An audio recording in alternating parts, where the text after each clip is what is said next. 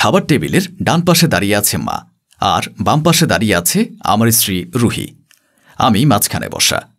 আমার সামনে দুটো পাটিতে একটার মধ্যে শোল মাছের তরকারি রাখা, আরেকটার মধ্যে বোয়াল মাছের তরকারি রাখা। আমি বুঝতে পারছি না কে কোন তরকারিটা রান্না করেছে। বোয়াল মাছের তরকারির দিকে চোখ যেতেই রুহি হালকা করে কাশির শব্দ করল। শোল মাছের তরকারির দিকে যখন হাত বাড়ালাম তখন মা বলল, এই দিনটা দেখার জন্য তোকে জন্ম দিয়েছিলাম। যে মা এত কষ্ট করে বোয়াল মাছের তরকারি রান্না করলো, তুই সেই মায়ের রান্না করা তরকারি না খেয়ে বউয়ের শোল মাছের তরকারির দিকে হাত বাড়ালি। আল্লাহ, এই দিন দেখার জন্য তুমি আমায় বাঁচিয়ে রেখেছিলে। এই কথা শুনে আমি যখন বোয়াল মাছের তরকারির দিকে হাত বাড়ালাম তখন রুহি বলল, এই দিনটা দেখার জন্য পরিবারের সবার মুখে চুনকালি মেখে তোমার হাত ধরে পালিয়ে এসেছিলাম। যে আমি কোনোদিন এক গ্লাস পানি পর্যন্ত নিজে নিয়ে খাইনি, সেই আমি নিজের হাত পুড়িয়ে রান্না করেছি। এখন তুমি আমার রান্না করা তরকারি না খেয়ে তোমার মায়ের বোয়াল মাছের তরকারির দিকে হাত বাড়ালে। অসহায় হয়ে আমি যখন শোল মাছের তরকারির বাটিটা হাতে নিলাম তখন মা কাঁদতে কাঁদতে বলল, আজ থেকে 20 বছর আগে তোর বাবা যখন আমাদের ছেড়ে চলে গিয়েছিল, তখন একা হাতে তোকে মানুষ করেছি। তোর কথা ভেবে আমি আর নতুন করে বিয়ে করিনি, সেই তুই আমাকে এই প্রতিদান দিলি। অবাক হয়ে মাকে বললাম, বাবা আবার কবে আমাদের ছেড়ে চলে গেল? বাবা তো বেঁচে আছে, পাশের রুমেই বাবা টিভি দেখছে।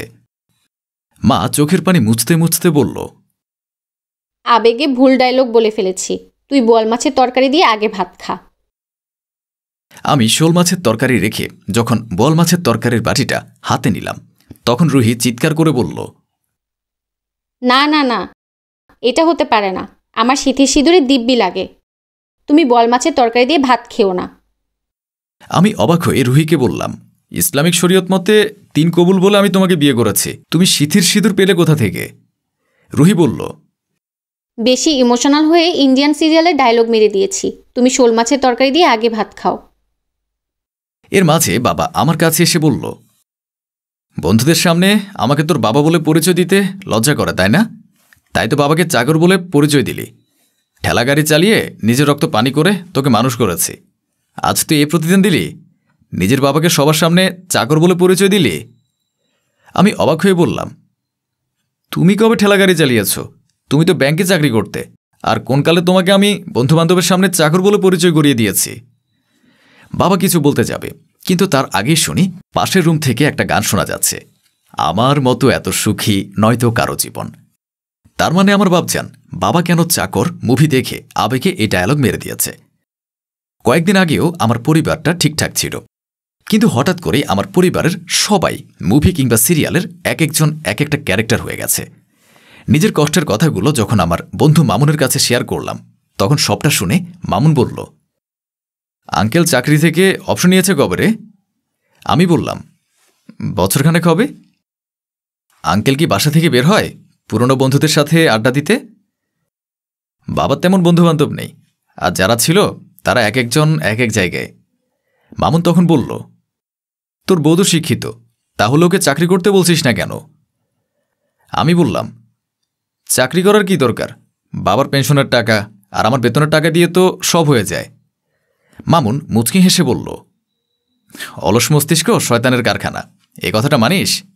4 জনের সংসার তোদের, তুই সকাল থেকে রাত পর্যন্ত বাইরে থাকিস, যার জন্য পরিবারকে সময় দিতে পারিস না। আঙ্কেলও সারাদিন বাসায় থাকে, বউ শাশুড়ি মিলে 4 জনের রান্না রেঁধে সিরিয়াল দেখে সময় পার করে। কোনো কিছু নিয়েই তাদের চিন্তা নেই বলেই সিরিয়ালের ক্যারেক্টারগুলো ওদের মাথায় সারাদিন ঘোরে।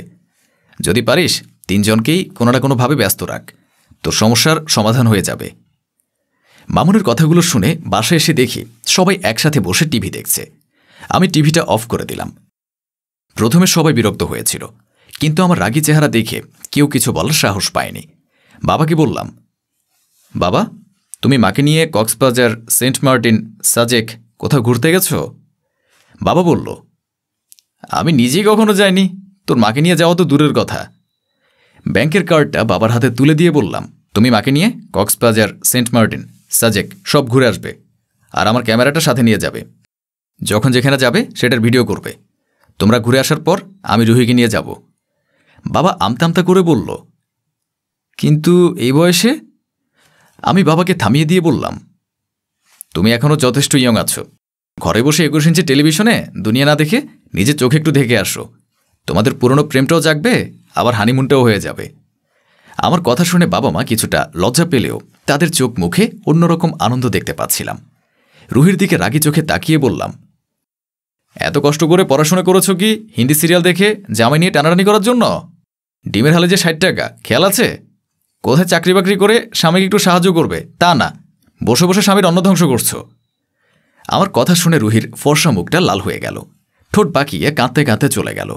মা কিছুটা রেগে বলল, মেয়েটাকে কাঁদালি কেন? আমি হেসে বললাম, ওর পুরনো জেদটা জাগানোর জন্য। দেখে নিও, এ জেদের জন্য কয়েকদিনের মধ্যেই একটা চাকরি খুঁজে নেবে। রুমে এসে দেখি রুহি ল্যাপটপ টিপছে আর কার সাথে যেন ফোনে চাকরির বিষয়ে কথা বলছে। কথাটা মনে হয় খুব গায়ে লেগেছে, তাই এখনও কান্না থামছে না। কেন জানি রুহি কাঁদলে ওর সৌন্দর্যটা বহুগুণে বেড়ে যায়। আমি আরেকটু কাঁদানোর জন্য বললাম, বেগুন 80 টাকা কেজি, ভাবা যায়? আমি একা হাতে আর কত করব? অনেকে আছে শুধু পায়ের উপর পা তুলে খাবে আর সিরিয়াল দেখবে। রুহি কান্নার গতি বাড়িয়ে দিয়ে কাকে যেন ফোনে বলতে লাগলো, যে কোনো চাকরি হলেই চলবে, দরকার পড়লে রাস্তাঘাটে ঝাড়ু দিব, তারপরও কারো অপমান সহ্য করতে পারবো না। 3 মাস পর মামুন মুচকি হেসে আমায় বলল, আঙ্কেলের ব্লগগুলো সত্যি অনেক সুন্দর হয় রে। আসলে কার ভেতরে কি প্রতিভা আছে আমরা কেউ জানি না। আমি হেসে বললাম, বাবার এখন ব্যস্ততা হলো মাকে নিয়ে বিভিন্ন জায়গায় ঘোরাঘুরি করা আর সেগুলো ভিডিও করে ফেসবুকে আপলোড করা। মামুন বলল, রুহির কি খবর? আমি মুচকি হেসে বললাম, গার্লস স্কুলের টিচার, এখন মেয়েদের শেখায় সবসময় স্বামীর উপর নির্ভরশীল হবে না, তোমরা নিজেরাও কিছু করার চেষ্টা করবে। মামুন হেসে বলল, তো তোর কি খবর? আমি বললাম, এখন শান্তিতে ভাত খেতে পারি।